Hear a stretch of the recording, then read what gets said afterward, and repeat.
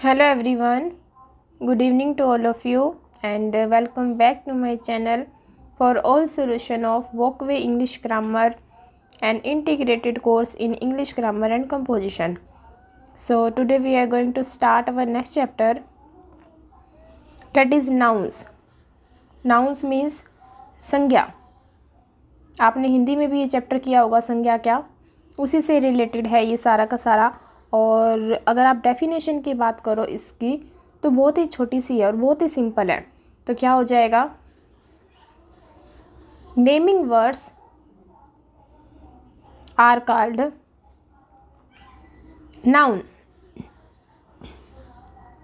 इतनी लंबी चौड़ी करने की बात नहीं है आपको डेफिनेशन, बस छोटी सी ये एक लाइन की ही ठीक है कि naming words are called noun.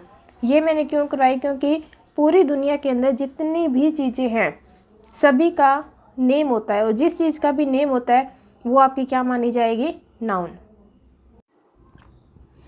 पूरी दुनिया में ऐसी कोई भी ऐसी चीज़ नहीं है जिसका नेम ना हो. तो अगर आप बच्चों से पूछोगे तो वो बताएंगे कि इसका तो वो सभी का नेम होता है. तो जिस भी चीज़ का नेम है वो क्या हो जाएगा, नाउन. लेकिन अकॉर्डिंग टू बुक के देखें तो क्या हो जाएगा, a noun is a name of person, animal, place और थिंग. सारी चीज़ें यहाँ की इसके अंदर, ठीक है, उनका नेम मैटर करता है कि नेम क्या है, वो क्या हो जाएगा आपका नाउन, वो क्या हो जाएगा संज्ञा. लेकिन आगे इसके पार्ट्स दिए हुए हैं. 4 टाइप्स की होती है, एक होती है प्रॉपर और एक होती है कॉमन, फिर है कलेक्टिव और है अब्स्ट्रैक्ट. प्रॉपर और कॉमन में क्या हो जाएगा, प्रॉपर में एक पर्टिकुलर पर्सन की बात की जाएगी, प्लेस की, थिंग की. प्रॉपर उसी का ही नेम लिया जाएगा जिसके अंदर एक इंसान ही होगा, एक ही थिंग होगी, एक एनिमल होगा, एक बर्ड होगा, ठीक है. और कलेक्टिव में क्या हो जाएगा, नहीं कॉमन में क्या हो जाएगा, पूरी की पूरी उसकी जाति का बोध करवा दिया जाता है. मतलब कि एक तो बोला जाए गर्ल, ये हो गया हमारा कॉमन, ठीक है. लेकिन गर्ल के अंदर सिर्फ एक लड़की का ही नेम लिया जाए, जैसे कि शालू, तो वो हो जाएगा प्रॉपर नाउन, ठीक है. सभी की सभी गर्ल्स किस में जाएंगी, कॉमन में, पूरी जातिवाचक हो गया वो. लेकिन एक का नेम उठा करके उसके अंदर से बोला जाए तो वो क्या हो जाएगा, प्रॉपर. इसी तरह से रिवर बोला जाए, रिवर क्या हो गया, कॉमन में जाएगा, क्योंकि रिवर तो बहुत है. फिर अगर मैंने कह दिया गंगा तो ये किस में आएगा, प्रॉपर में आएगा, ठीक है. पर्टिकुलर किसी के ऊपर अगर आप फिंगर आउट करते हो तो वो क्या हो जाएगा, प्रॉपर में.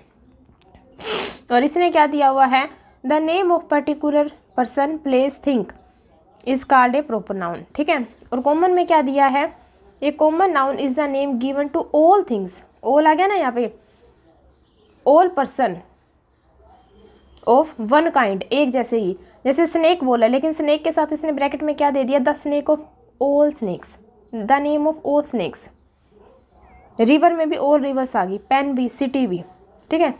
ये ऑल वर्ड है ना, इससे आपको पहचान हो जाएगी कि कॉमन में है या प्रॉपर में.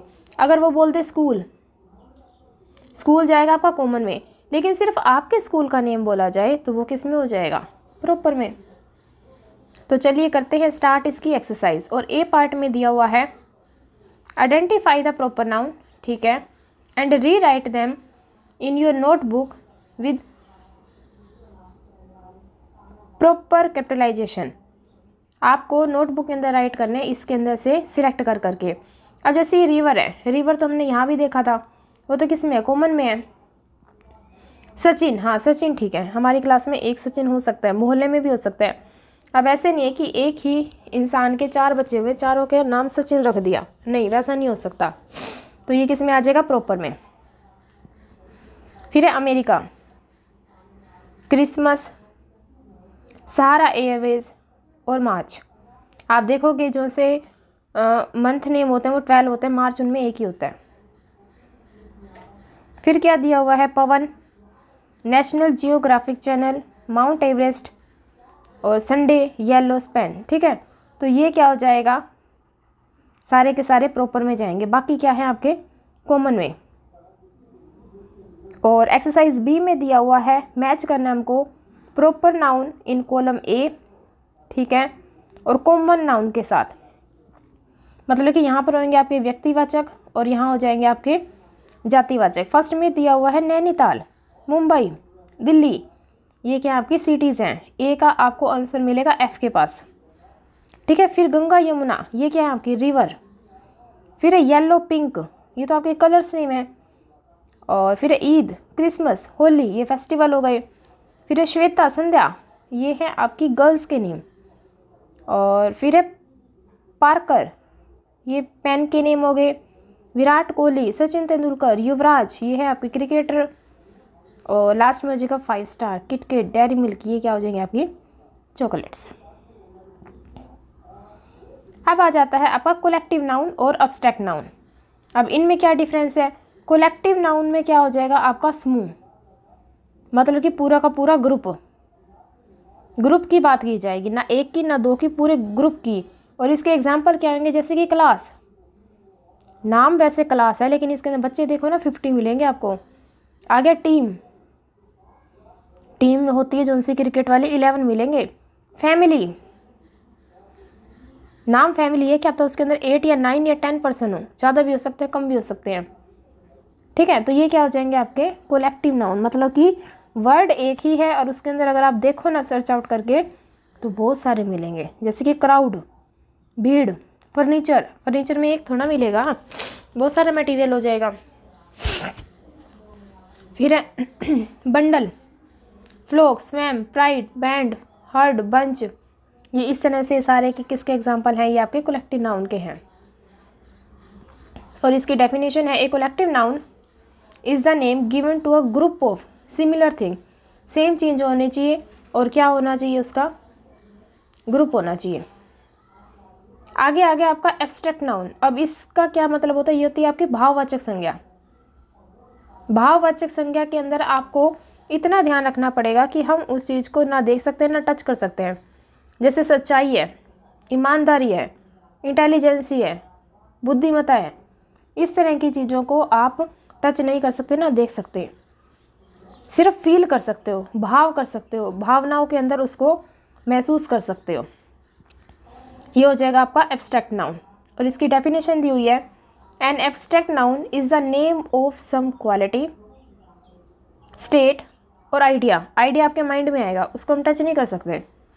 These are some things that we can neither touch nor see, ना देख सकते हैं ना टच कर सकते हैं। और फिर क्या कर सकते हैं? फील देम, सिर्फ और सिर्फ उसको महसूस कर सकते हैं।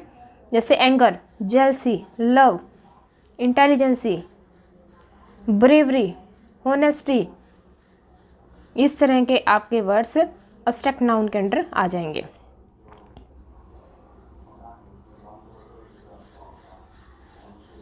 और अगर आपको ये सोल्यूशन हेल्पफुल लग रहा है तो प्लीज़ इसको सब्सक्राइब करके ज़रूर जाना और अपने जितने भी क्लासमेट हैं उसके साथ शेयर ज़रूर करना। और सी पार्ट में दिया हुआ है filling the blanks with collective noun. आपको ऑप्शन दिए हुए हैं ऊपर, नहीं हेल्पिंग बॉक्स दिया हुआ सॉरी, और इसी की हेल्प से ही आपको फिल आउट करने हैं। फर्स्ट है द वार, जो सा युद्ध है, युद्ध किसके द्वारा जीता जाता है? तो वो तो क्या आ जाएगा हमारा आर्मी में जितने भी सोल्जर्स हैं ना उनके द्वारा। Second the coach prepared his players and made a strong team हो गया, टीम के अंदर प्लेयर नहीं पता कितने हैं, कोलेक्टिव है ये। I have lost my bunch of keys, क्या हो गया? गुच्छा, बंच ऑफ वैसे बनानास भी होता है, केलों का गुच्छा। फोर्थ है he got a beautiful bouquet of flower, फूलों का गुलदस्ता होता है। बुक्स की लाइब्रेरी होती है, शिप का फ्लोक होता है, और जैसे थीफ होते हैं चोरों की गैंग होती है, म्यूजिशियन का बैंड होता है, डांसर का ट्रूप होता है, दल होता है, और स्टूडेंट की क्या होती है? क्लास होती है। पीपल की क्राउड होती है, आंट्स की आर्मी होती है, जो फर्स्ट है ना ये आपका आंट के लिए भी आएगा। चींटियों की भी क्या होती है? आर्मी होती है।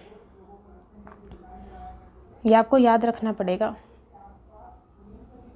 लास्ट एंड फाइनल है इस एक्सरसाइज का डी पार्ट। इसमें बोला filling the blanks with the abstract noun, भाववाचक संज्ञा बतानी है आपको। यू मस्ट टेक राइट, यहाँ पे था डिसाइड होता है निश्चित करना, निर्णय लेना, ये हो गया डिसीजन। फिर है लॉयल्टी क्या होती है? एकदम सामने वाले के साथ उसकी प्रेजेंस में भी उसकी अब्सेंट में भी लॉयल्टी रखना, इतना वफादार कि वो कहीं से भी अजमा ले तो हमेशा आप पॉजिटिव ही मिलो उसको। Loyalty is important to build a strong relationship, और ये रिलेशनशिप का सबसे प्रायोरिटी वाला पॉइंट होता है। There is no vacancy for the typist, मतलब कि इस पोस्ट की वैकेंसी नहीं है। और फोर्थ है साइलेंस इज़ अ सिल्वर, जो साइलेंस रह करके सब कुछ समझते हैं और अपना माइंड स्टेबल रखते हैं, वो एकदम सिल्वर की तरह बोले गए हैं। फिर justice must be followed in every situation, कोई भी सिचुएशन हो सिर्फ और सिर्फ हमें न्याय करना चाहिए। अपराधी चाहे कितने बच जाएं, लेकिन जो निरपराध है उसको सजा नहीं होनी चाहिए। 6 है he was not able to overcome his failure, मतलब कि किसी चीज़ को अगर शिद्दत से चाहो, मेहनत करो और फिर भी वो ना मिले ना, उसके बाद जो सिचुएशन होती है तो वो फेलियर से डील करना बहुत ज़्यादा डिफ़िकल्ट हो जाता है। फिर attention must be paid to clean line, और he remember his childhood days, उसको अपने चाइल्डहुड के डेज याद हैं। और things must be done with perfectness, बहुत ही अच्छे से करनी चाहिए जो भी आपको टास्क मिले। और our population is increasing day by day, वो तो हम चाइना से भी आगे जा चुके हैं। तो आई होप आपको अच्छा लगा होगा ये सारा सोल्यूशन। कमेंट को ज़रूर करके जाना कि आपको अब नेक्स्ट किस क्लास की चाहिए, कौन सा लेसन चाहिए, कौन से सेमेस्टर का चाहिए। And be connected with me. Thank you.